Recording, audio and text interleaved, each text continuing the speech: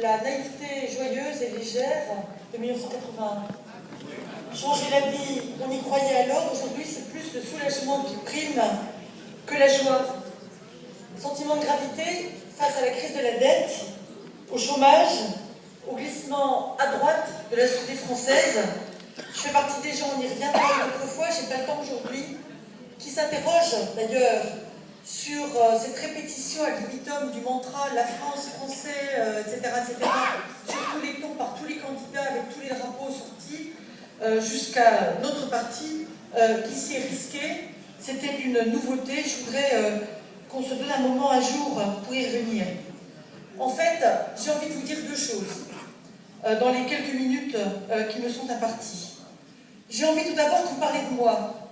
Ça fait longtemps que j'hésite à le faire, parce que ça a un côté indécent et pathétique, et parce que je pense que ce que j'ai à dire, c'est en fait la meilleure façon de vous parler de vous. En 1993, j'ai été la seule verte à arriver au deuxième tour d'une législative, sans accord avec le PS ou le PC. Je suis arrivée au deuxième tour de la législative en battant un député socialiste sortant, peut-être parce qu'il n'était pas très bon, mais aussi parce que j'avais fait ce qu'on fait si rarement, nous les écologistes. J'avais fait une vraie campagne de proximité en allant sonner dans chaque maison, en allant voir chaque paysan en difficulté.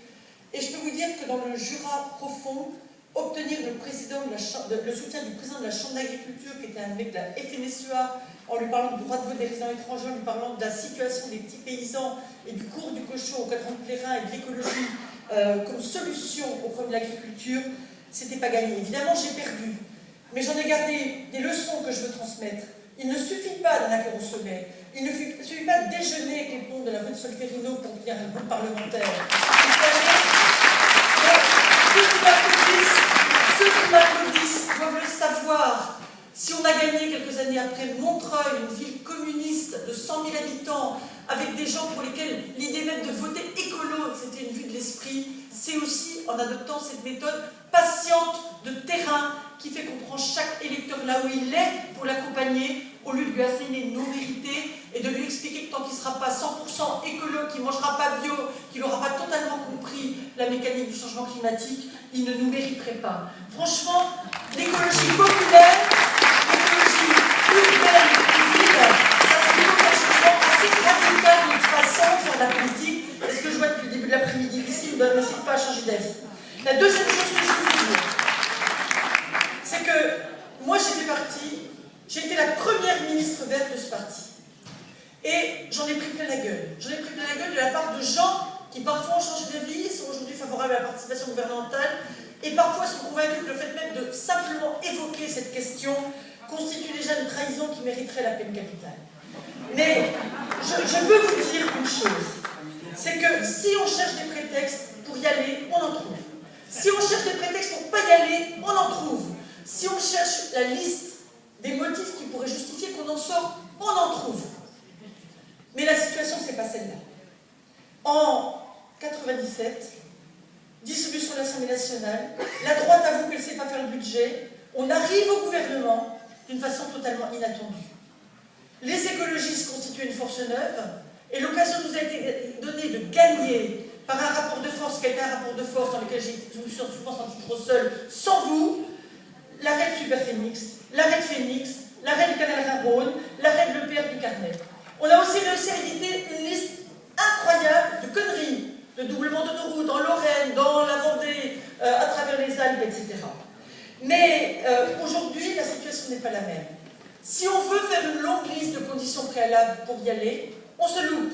Si on veut réclamer des ministères sur lesquels, dès la première semaine, on sera amené soit à claquer la porte, soit à avaler des bois, on se loupe.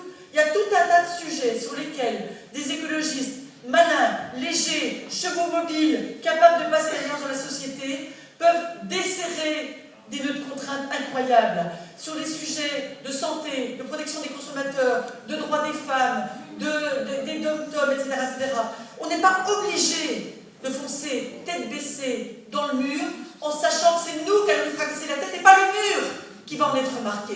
Voilà. Donc, moi, vous me permettrez de penser qu'on a gagné dans cette période de participation gouvernementale beaucoup plus et qu'on n'a jamais gagné au cours de notre histoire. Vous me permettrez de penser que le résultat de Noël Mamère en 2002, il est aussi un peu lié fait qu'on a pendant cette période construit de la crédibilité, de la solidité. Être ministre, c'est pas juste faire le bras de fer avec les socialistes, c'est d'abord mettre en mouvement une administration qui y croit, qui pense que c'est possible, que vous êtes un vrai ministre, que vous savez où vous allez, que vous êtes porteur de quelque chose qui fait sens dans la société. Si nos potes sont capables de le faire, il faut y aller. Mais il ne faut pas y aller sur la base d'une méfiance atavique qui nous conduirait à faire un texte corset qui montrerait d'abord notre méfiance en eux plutôt que notre confiance dans les idées forces de l'écologie et dans sa valeur historique pour changer la vie vraiment.